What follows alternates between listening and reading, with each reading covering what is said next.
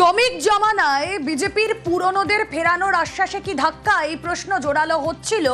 কারণ দিলীপ ঘোষ আগামীকাল প্রধানমন্ত্রী নরেন্দ্র মোদীর জনসভায় থাকছেন না। দিলীপ ঘোষের না কেন, তার উত্তর এবার পাওয়া গেল। কেন্দ্রীয় নেতৃত্বের তলবে শুক্রবার দিল্লিতে দিলীপ ঘোষ মোদীর সভায় তাই থাকবেন না, দাবি সুকান্ত মজুমদারের।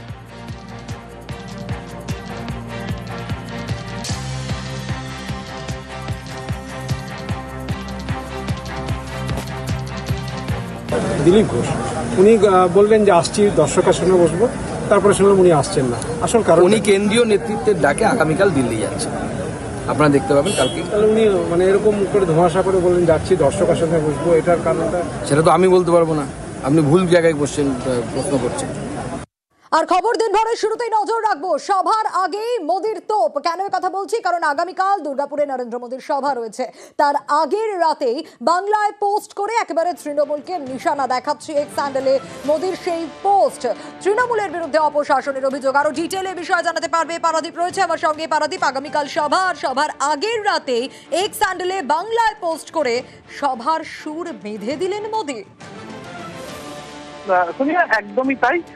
প্রায় 1.5 মাসের ব্যবধানে আবারও রাজ্যে আসছেন প্রধানমন্ত্রী নরেন্দ্র মোদী। এর আগে মার্চ মাসে আলিপুরদুয়ারে এসেছিলেন এবং আগামীকাল 18 জুলাই দুর্গাপুরে একাধারে যেমন প্রধানমন্ত্রী নরেন্দ্র মোদী তিনি তার একগুচ্ছ প্রকল্প উদ্বোধন করবেন, পাশাপাশি জনসভা করবেন এবং পশ্চিমবঙ্গে পা রাখার আগের দিন যেভাবে রাজ্যে পা রাখার আগের দিন যেভাবে নিজের এক্স হ্যান্ডেলে পোস্ট করে তিনি যেটা বলেছেন যে পশ্চিমবঙ্গ মানুষ, বাংলার মানুষ, তারা তৃণমূলের অপশাসনে ভুক্তভোগী এবং তারা আশা নিয়ে তাকিয়ে রয়েছে বিজেপি এখানে রাজ্যে কবে সরকার করবে সেদিকে। এবং একই সঙ্গে তিনি এটাও জানিয়েছেন যে আগামীকাল যে প্রশাসনিক সভা রয়েছে তার, সেই সভা থেকে তিনি গিয়ে প্রায় 5,000 কোটি টাকার প্রকল্পের উদ্বোধন করবেন, শিলান্যাস করবেন, সেই বিষয়েও কিন্তু আভাস দিয়েছেন।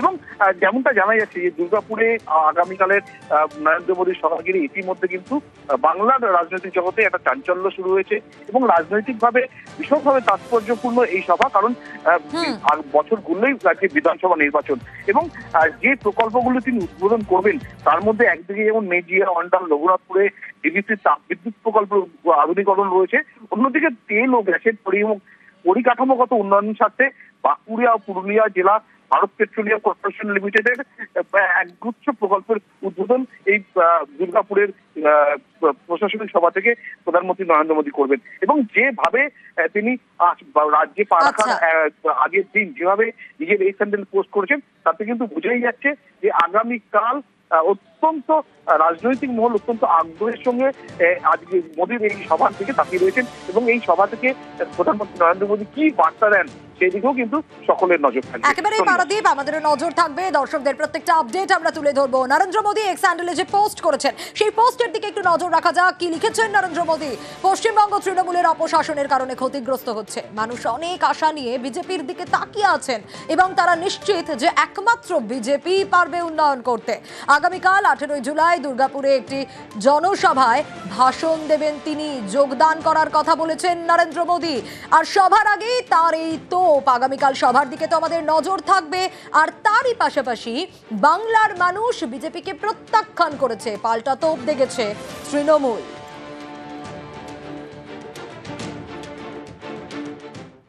পশ্চিমবঙ্গ সফরে আসছেন প্রধানমন্ত্রী নরেন্দ্র মোদী। এর কোনো আলাদা রাজনৈতিক তাৎপর্য বা প্রভাব নেই, কারণ তারা বারবার রাজনৈতিক পর্যটকের মতো ডেলি প্যাসেঞ্জারি করেছেন এবং বাংলার মানুষ বিজেপিকে প্রত্যাখ্যান করেছেন। কারণ বিজেপি একটি বাংলা বিরোধী দল, বাংলা বিরোধী কেন্দ্রের সরকার, বাংলাকে অপমান করে, বৈষম্য করে, বঞ্চনা করে, মানুষ জানেন। আবার খালি হাতে আসা, শুধু কথা, বাংলার বকেয়া টাকা দিতে হবে, ভারতীয় বাংলাভাষী বাঙালিদের উপর যে অত্যাচার করছে বিজেপি শাসিত রাজ্যগুলো, তার জন্য প্রধানমন্ত্রীকে দুঃখ প্রকাশ করতে হবে। এর বাইরে ওনার এই সফরে কারুর কোনো আগ্রহ নেই। বিজেপিতে পুরনোদের গুরুত্ব দেওয়া হচ্ছে না, বারবার নানা জল্পনা সামনে এসেছে এবং শ্রমিক ভট্টাচার্য যখন আবার রাজ্য সভাপতি হলেন, নতুন সভাপতি পেল বিজেপি, তখন পুরনোদের গুরুত্ব বাড়ায় একটা আশ্বাস পাওয়া গেল। কিন্তু মোদির সভায় দিলীপ ঘোষ থাকবেন না থাকবেন না এ নিয়ে জল্পনা ছিলই, কিন্তু মোদির সভায় দিলীপ ঘোষ থাকছেন না। আগের অবস্থানেই দিলীপ ঘোষ, আগামীকাল মোদির সভায় তিনি থাকছেন না। দুর্গাপুরে দিলীপ ঘোষের উপস্থিতি নিয়ে জল্পনা ছিল এবং শ্রমিক ভট্টাচার্যের জমানায় তাহলে কি হলো? যে আশ্বাস ছিল সেই আশ্বাসে কি ধাক্কা লাগলো? মোদির সভায় দিলীপের না যাওয়ায় নানা প্রশ্ন। শুধু তাই নয়, মোদির সভার আগে ইঙ্গিতপূর্ণ পোস্ট দিলীপ ঘোষের, সেদিকেও আমরা একটু নজর রাখবো। কি ইঙ্গিতপূর্ণ পোস্ট? প্রধানমন্ত্রীর সভার পোস্টার, ফেসবুকে পোস্ট বিজেপি নেতার।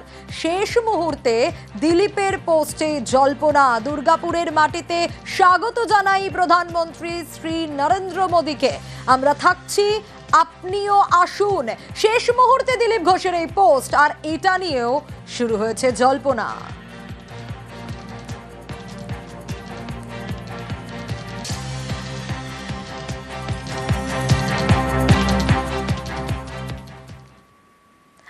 ভিন রাজ্যে বাঙালিদের ওপর নির্যাতনের অভিযোগে আবারও সরব মুখ্যমন্ত্রী। বাঙালিদের রোহিঙ্গা বলে দাগিয়ে দেওয়ার চেষ্টা, তোপ দেখেছেন মমতা বন্দ্যোপাধ্যায়।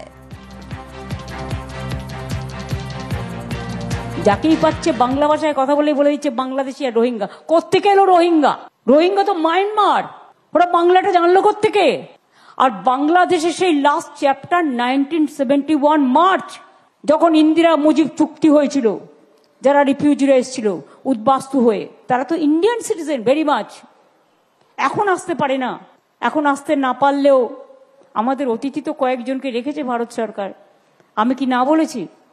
তার কারণ পলিটিক্যাল রিজন আছে, গভর্নমেন্ট অফ ইন্ডিয়ার আদার রিজন আছে, পার্শ্ববর্তী কান্ট্রি বিপদে পড়েছে। কই আমরা তো কখনো বলি না?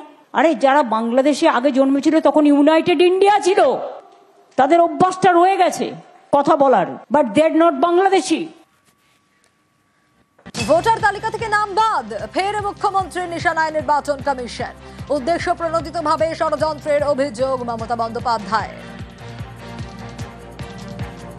আজকে সবার উপর অত্যাচার হচ্ছে। কেন বলবে 17 লক্ষ লোকের নাম বাদ দিয়ে দাও? কে তুমি হরিদাস? কে তোমরা? কোন মানুষ ভোট দিতে পারবে কি না পারবে যে ইন্ডিয়ান সিটিজেন সেই ভোট দেবে। যারা বাংলায় বাস করে, বাংলার নাগরিক, কেন তুমি তার নাম কাটবে?